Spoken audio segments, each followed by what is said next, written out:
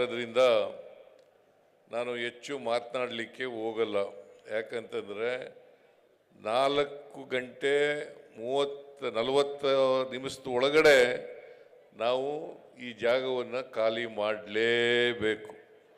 ಇಲ್ಲದೆ ಹೋದರೆ ಹೆಲಿಕಾಪ್ಟ್ರು ಹೋಗಲ್ಲ. ಅದಕ್ಕೋಸ್ಕರ ಹೆಚ್ಚು ಮಾತಾಡಲಿಕ್ಕೆ ಹೋಗಲ್ಲ. ಇವತ್ತು ವಿಜಯಪುರದಲ್ಲಿ ಸುಮಾರು 800ಕ್ಕೂ ಹೆಚ್ಚು ಕೋಟಿ ರೂಪಾಯಿಗಳ ಅಭಿವೃದ್ಧಿ ಕಾರ್ಯಕ್ರಮಗಳಿಗೆ ಚಾಲನೆಯನ್ನು ಕೊಟ್ಟಿದ್ದೇವೆ. ಅವುಗಳಲ್ಲಿ 82 ಕೋಟಿ ರೂಪಾಯಿಗಳ ಉದ್ಘಾಟನೆ, 730 ಕೋಟಿಗೂ ಹೆಚ್ಚು ರೂಪಾಯಿಗಳ ಶಂಕುಸ್ಥಾಪನೆ ಕಾರ್ಯಕ್ರಮವನ್ನು ಮಾಡಿದ್ದೇವೆ. ಅದರಲ್ಲಿ ಮುಖ್ಯವಾದವು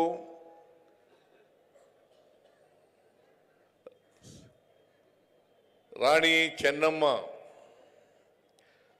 ಅವರ ಪ್ರತಿಮೆಯನ್ನು ಲೋಕಾರ್ಪಣೆ ಮಾಡಿರ್ತಕ್ಕಂಥದ್ದು, ಶ್ರೀ ರಾಮಲಿಂಗಾರೆಡ್ಡಿ ಬಸ್ ಸ್ಟ್ಯಾಂಡ್ ಅಂತೇಳಿ ನಾಮಕರಣವನ್ನು ಮಾಡಿದ್ದೇವೆ. ಈಗಾಗಲೇ ಕಿತ್ತೂರು ರಾಣಿ ಚೆನ್ನಮ್ಮನವ್ರ ಬಗ್ಗೆ ಮಾತನಾಡಿದ್ದಾರೆ. ನಾನು ಹೆಚ್ಚು ಮಾತನಾಡಲಿಕ್ಕೆ ಹೋಗಲ್ಲ. ಕಿತ್ತೂರು ರಾಣಿ ಚೆನ್ನಮ್ಮನವರು ಸಿಪಾಯಿ ದಂಗೆ 1857ರಲ್ಲಿ ನಡೀತು. ಇದು 1924ರಲ್ಲಿ ಬ್ರಿಟಿಷ್ನವ್ರ ವಿರುದ್ಧ ಹೋರಾಟ ಮಾಡಿದ್ರು. ಅಂದರೆ 33 ವರ್ಷಗಳ ಮುಂಚಿತವಾಗಿಯೇ ಬ್ರಿಟಿಷ್ನವರ ವಿರುದ್ಧ ಹೋರಾಟ ಮಾಡಿದಂಥ ಕೀರ್ತಿ ಕಿತ್ತೂರು ರಾಣಿ ಚೆನ್ನಮ್ಮನವರಿಗೆ ಸಲ್ತದೆ ಅಂತಕ್ಕಂಥ ಮಾತುಗಳನ್ನು ಹೇಳಲಿಕ್ಕೆ ಬಯಸ್ತಾ ಇದ್ದೇನೆ. ಸಂಗೊಳ್ಳಿ ರಾಯಣ್ಣವರ ಸಾಹಸ, ಕಿತ್ತೂರು ರಾಣಿ ಚೆನ್ನಮ್ಮನವರ ಶೌರ್ಯ ಮತ್ತು ಆ ಕೆಚ್ಚೆದೆ ಇತ್ತಲ್ಲ, ಆ ಬದ್ಧತೆ ಇತ್ತಲ್ಲ, ಇದಕ್ಕೋಸ್ಕರನೇ ಕಿತ್ತೂರು ರಾಣಿ ಚೆನ್ನಮ್ಮನವರು ಬ್ರಿಟಿಷ್ನವರ ವಿರುದ್ಧ ಹೋರಾಟ ಮಾಡಿ, ಛಲದಿಂದ ಹೋರಾಟ ಮಾಡಿ, ಕ್ಯಾತ್ರೆ ಅಂತ ಒಬ್ಬ ಬ್ರಿಟಿಷ್ ಅಧಿಕಾರಿಯನ್ನು ಸೋಲಿಸ್ತಾರೆ. ಆಮೇಲೆ ಎರಡನೇ ಯುದ್ಧದಲ್ಲಿ ಸೋಲು ಅನುಭವಿಸ್ಬೇಕಾದಂಥ ಪರಿಸ್ಥಿತಿ ಉಂಟಾಗುತ್ತೆ. ಇದಕ್ಕೆ ನಮ್ಮವರೇ ಕಾರಣ ಅಂತಕ್ಕಂಥ ಮಾತುಗಳನ್ನು ಈ ಸಂದರ್ಭದಲ್ಲಿ ಹೇಳಲಿಕ್ಕೆ ಬಯಸ್ತಾ ಇದ್ದೇನೆ. ಬ್ರಿಟಿಷ್ನವರು ಈ ದೇಶವನ್ನು 200 ವರ್ಷ ಆಳಬೇಕಾದ್ರೆ ಅವರು ನಮ್ಮವರ ಸಹಾಯದಿಂದಲೇ ಎಲ್ಲ ರಾಜರುಗಳನ್ನು ಕೂಡ ಸೋಲಿಸಿ ಅವರ ಅಧೀನದಲ್ಲಿ ಇಟ್ಕೊಂಡು ಈ ದೇಶವನ್ನು ಆಳ್ತಾರೆ ಅಂತಕ್ಕಂಥದ್ದನ್ನು ನೋಡಲಿಕ್ಕೆ ಸಾಧ್ಯ ಆಗ್ತದೆ. ಕಿತ್ತೂರು ರಾಣಿ ಚೆನ್ನಮ್ಮನವರ ವಿಷಯದಲ್ಲೂ ಕೂಡ ಅದೇ ಆಗಿರ್ತಕ್ಕಂಥದ್ದು. ಅಂಥ ಒಬ್ಬ ವೀರ ಮಹಿಳೆಯ ಪ್ರತಿಮೆಯನ್ನು ಇವತ್ತು ಅನಾವರಣ ಮಾಡಿರ್ತಕ್ಕಂಥದ್ದು ಬಿಜಾಪುರದಲ್ಲಿ ಭಾಳ ಸಂತೋಷದ ವಿಚಾರ ಅಂತಕ್ಕಂಥ ಮಾತುಗಳನ್ನು ಹೇಳಿ ನಾನು ಅದನ್ನು ಅತ್ಯಂತ ಸಂತೋಷದಿಂದ ಲೋಕಾರ್ಪಣೆ ಮಾಡಿದ್ದೇನೆ ಅಂತಕ್ಕಂಥ ಮಾತುಗಳನ್ನು ಹೇಳಲಿಕ್ಕೆ ಬಯಸ್ತಾ ಇದ್ದೇನೆ. ಆಮೇಲೆ ವೆಲೋಡ್ರೋಮ್ ಇಲ್ಲಿ ಬಿಜಾಪುರ ಮತ್ತು ಬಾಗಲಕೋಟೆ ಈ ಭಾಗದಲ್ಲಿ ಸೈಕ್ಲಿಸ್ಟ್ಗಳು ಜಾಸ್ತಿ. ನನಗೆ ನಾನು ಹಿಂದೆ ಮುಖ್ಯಮಂತ್ರಿ ಆಗಿರುವಾಗ ಬಿಜಾಪುರದಲ್ಲಿ ಒಂದು ವೆಲಾಡ್ರೋಮನ್ನು ಮಾಡಬೇಕು ಅಂತಕ್ಕಂಥ ಮಾತುಗಳನ್ನು ಹೇಳಿದಾಗ ನಾನು ಅದಕ್ಕೆ ಒಪ್ಪಿ ಇಲ್ಲಿ ಇಡೀ ರಾಜ್ಯದಲ್ಲೇ ದಕ್ಷಿಣ ಭಾರತದಲ್ಲೇ ಇದು ಮೊದಲನೇ ವೆಲಾಡ್ರೋಮ್ ಅಂತಕ್ಕಂಥ ಮಾತುಗಳನ್ನು ಹೇಳಲಿಕ್ಕೆ ಬಯಸ್ತಾ ಇದ್ದೇನೆ. ಈ ಭಾಗದ ಸೈಕ್ಲಿಸ್ಟ್ಗಳಿಗೆ ಅನುಕೂಲ ಮಾಡಿಕೊಡಬೇಕು ಅಂತಕ್ಕಂಥ ಮಾತುಗಳನ್ನು ನಾನು ಈ ಸಂದರ್ಭದಲ್ಲಿ ಹೇಳಲಿಕ್ಕೆ ಬಯಸ್ತಾ ಇದ್ದೇನೆ. ಇನ್ನೊಂದು ಭಾಳ ಮುಖ್ಯವಾದಂಥ ವಿಚಾರ, ಬಿಜಾಪುರದಲ್ಲಿ ಮೆಡಿಕಲ್ ಕಾಲೇಜ್ ಆಗಬೇಕು ಅಂತಕ್ಕಂಥದ್ದು. ಹಿಂದೆ BJP ಸರ್ಕಾರ ಬಿಜೆಪಿ ಸರ್ಕಾರ PPP ಮಾದರಿನಲ್ಲಿ ಮಾಡಬೇಕು ಅಂತ ಹೇಳಿ ಮಾಡಿತ್ತು. ಆದರೆ ನೀವು ಹೋರಾಟ ಎಲ್ಲ ಮಾಡಿದ್ದೀರಿ. ನನಗೆ MB ಪಾಟೀಲ್ರು ಮತ್ತು ಶಿವಾನಂದ ಪಾಟೀಲ್ರು ಇಬ್ಬರು ಕೂಡ ಮನವಿ ಮಾಡಿದರು, ಇದನ್ನು ಗೌರ್ಮೆಂಟ್ ಕಾಲೇಜ್ ಆಗಿ ಮಾಡಬೇಕು ಅಂತಕ್ಕಂಥ ಮಾತುಗಳನ್ನು ಹೇಳಿದರು. ನಾನು ಮುಂದಿನ ದಿನಗಳಲ್ಲಿ ಗೌರ್ಮೆಂಟಿಂದಲೇ ಮೆಡಿಕಲ್ ಕಾಲೇಜನ್ನು ಮಾಡ್ತೇವೆ, ನೀವು ಯಾರು ಕೂಡ ಅದಕ್ಕೋಸ್ಕರ ಹೋರಾಟ ಮಾಡಬೇಕಾದಂಥ ಅಗತ್ಯ ಇಲ್ಲ ಅಂತಕ್ಕಂಥ ಮಾತುಗಳನ್ನು ಹೇಳಲಿಕ್ಕೆ ಬಯಸ್ತಾ ಇದ್ದೇನೆ. ನಮ್ಮ ಸರ್ಕಾರ, ನಾನು ಮುಖ್ಯಮಂತ್ರಿಯಾಗಿದ್ದಾಗ ಎಲ್ಲ ಜಿಲ್ಲೆಗಳಲ್ಲೂ ಕೂಡ ಒಂದೊಂದು ಮೆಡಿಕಲ್ ಕಾಲೇಜ್ಗಳನ್ನು ಮಾಡಬೇಕು ಅಂತಕ್ಕಂಥದ್ದು ನಮ್ಮ ಇಚ್ಛೆ. ಎಲ್ಲ ಜಿಲ್ಲೆಗಳಲ್ಲೂ ಕೂಡ ಮೆಡಿಕಲ್ ಕಾಲೇಜು. ಇವತ್ತಿನವರೆಗೆ 71 ಮೆಡಿಕಲ್ ಕಾಲೇಜ್ಗಳಿದ್ದಾವೆ.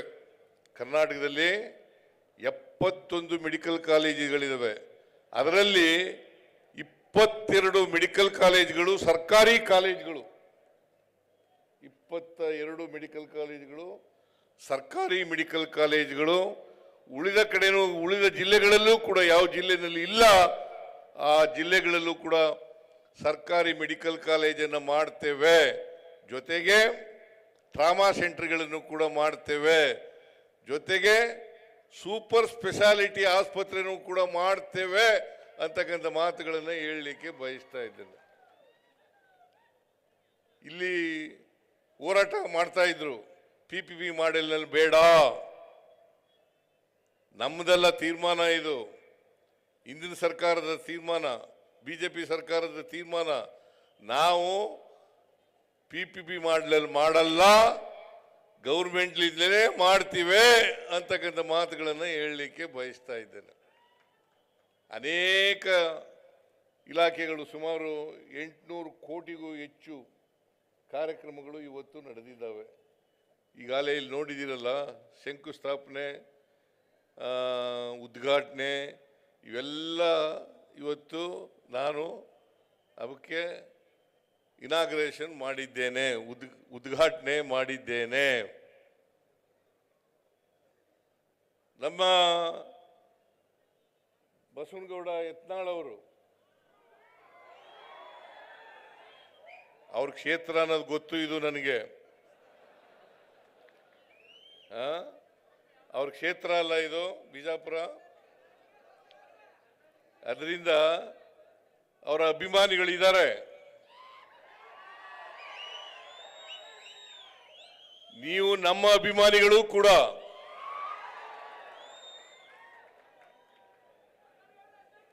ನಿಮ್ಮೆಲ್ಲರ ಆಶೀರ್ವಾದದಿಂದಲೇ 136 ಸ್ಥಾನಗಳನ್ನ ಕಳೆದ ಚುನಾವಣೆಯಲ್ಲಿ ಗೆದ್ದದ್ದು.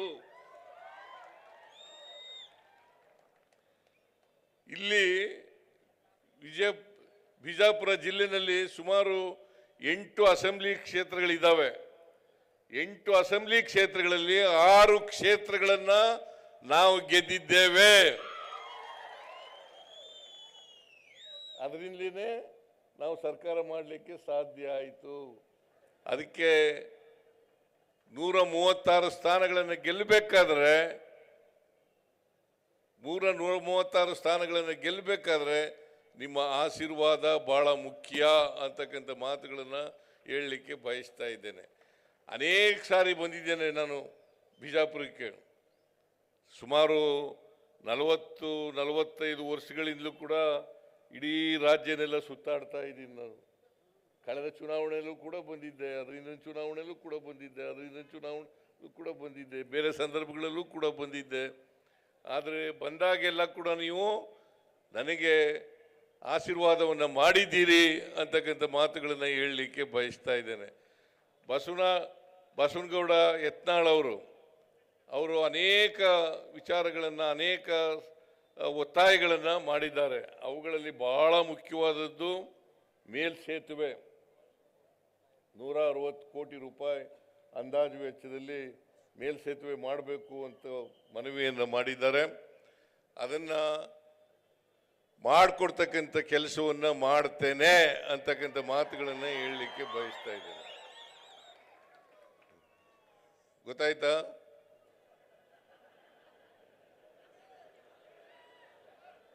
ಮೇಲ್ಸೇತುವೆ ಅದು ಎಲ್ಲಿಂದ ಎಲ್ಲಿಗೆ 3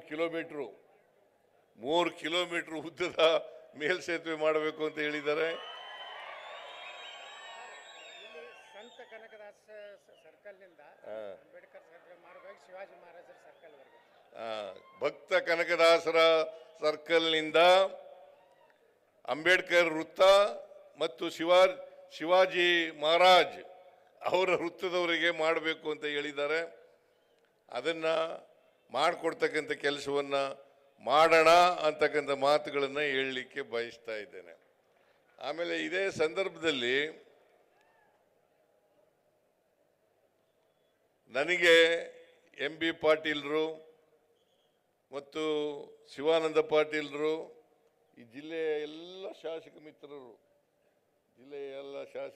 ಜನಪ್ರತಿನಿಧಿಗಳು, MLAಗಳು, MLCಗಳು ನನಗೆ ಸನ್ಮಾನವನ್ನು ಮಾಡಿದ್ದಾರೆ. ಕಾರಣ ಯಾಕಪ್ಪ ಅಂತಂದರೆ, ನಾನು ದಿವಂಗತ ದೇವರಾಜ ಅರಸರವರು ಅವರ ಎಷ್ಟು ವರ್ಷಗಳ ಅವಧಿ ಇತ್ತು, 7 ವರ್ಷ 239 ದಿನಗಳು ಅವರಿದ್ದರು. ನಾನು 6ನೇ ತಾರೀಕಿಗೆ ಅದು ಸಮ ಆಯಿತು. ಈ ವರ್ಷ 2026 ಜನವರಿ 6ನೇ ತಾರೀಕಿಗೆ ಸಮ ಆಯಿತು. ಈಗಾಗಲೇ ಇವತ್ತು 9ನೇ ತಾರೀಕು, 3 ದಿನಗಳು ಜಾಸ್ತಿ ಮಾಡಿದ್ದೀನಿ ಅಂತೇಳಿ ನಿಮ್ಮೆಲ್ಲರ ಆಶೀರ್ವಾದ, ಕಾಂಗ್ರೆಸ್ ಹೈಕಮಾಂಡ್ನ ಆಶೀರ್ವಾದ, ಸೋನಿಯಾ ಗಾಂಧಿಯವರು, ರಾಹುಲ್ ಗಾಂಧಿಯವರು, ಮಲ್ಲಿಕಾರ್ಜುನ ಖರ್ಗೆಯವರು ಇವರೆಲ್ಲರ ಆಶೀರ್ವಾದದಿಂದ ಇವತ್ತು ನಾನು 2 ಬಾರಿ ಮುಖ್ಯಮಂತ್ರಿ ಆಗಲಿಕ್ಕೆ ಸಾಧ್ಯ ಆಯಿತು.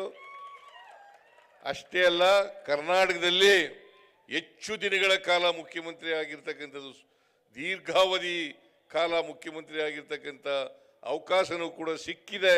ಅದಕ್ಕೋಸ್ಕರ ಈ ರಾಜ್ಯದ ಜನತೆಗೆ ಧನ್ಯವಾದಗಳನ್ನು ಹೇಳಲಿಕ್ಕೆ ಬಯಸ್ತಾ ಇದ್ದೇನೆ. ಇದಕ್ಕೋಸ್ಕರ ಈ ಜಿಲ್ಲೆಯ ಎಲ್ಲ MB ಪಾಟೀಲ್ ಆದಿಯಾಗಿ, ಶಿವಾನಂದ ಪಾಟೀಲ್ ಆದಿಯಾಗಿ, MLAಗಳಾದಿಯಾಗಿ ಎಲ್ಲರೂ ಸೇರಿ ನನ್ನನ್ನು ಗೌರವಿಸಿದ್ದಾರೆ. ಅದಕ್ಕೋಸ್ಕರ ನಾನು ಅವರೆಲ್ಲರಿಗೂ ಕೂಡ ಕೃತಜ್ಞತೆಗಳನ್ನು ಸಲ್ಲಿಸಲಿಕ್ಕೆ ಬಯಸ್ತಾ ಇದ್ದೇನೆ ಅಂತಕ್ಕಂಥ ಮಾತುಗಳನ್ನು ಹೇಳಲಿಕ್ಕೆ ಬಯಸ್ತಾ ಇದ್ದೇನೆ. ನಾನು ಸಮಯ ಆಗಿದೆ, ಅದರಿಂದ ಹೆಚ್ಚು ಮಾತಾಡಲಿಕ್ಕೆ ಹೋಗಲ್ಲ. ಭಾಳ ಮಾತಾಡಬೇಕಾಗಿತ್ತು, ನಮ್ಮದೇ ತಪ್ಪು, ಲೇಟಾಗಿ ಬಂದದ್ರಿಂದ, ನಾವು ಜಲ್ದಿ ಹೋಗ್ಬೇಕಾಗಿರೋದ್ರಿಂದ, ಇದು ನಿಮ್ಮ ತಪ್ಪಲ್ಲ, ನಮ್ಮ ತಪ್ಪು. ಅದಕ್ಕೋಸ್ಕರ ಕ್ಷಮಿಸಬೇಕು ಅಂತಕ್ಕಂಥ ಮಾತುಗಳನ್ನು ಹೇಳಿ ನನಗೆ ಹೆಚ್ಚು ಮಾತಾಡಲಿಕ್ಕೆ ಆಗದೇನೆ ನನ್ನ ಭಾಷಣವನ್ನು ಮುಗಿಸ್ತೇನೆ. ನಿಮ್ಮೆಲ್ಲರಿಗೂ ನಮಸ್ಕಾರ. ಜೈ ಹಿಂದ್, ಜೈ ಕರ್ನಾಟಕ, ಜೈ ಸಂವಿಧಾನ್.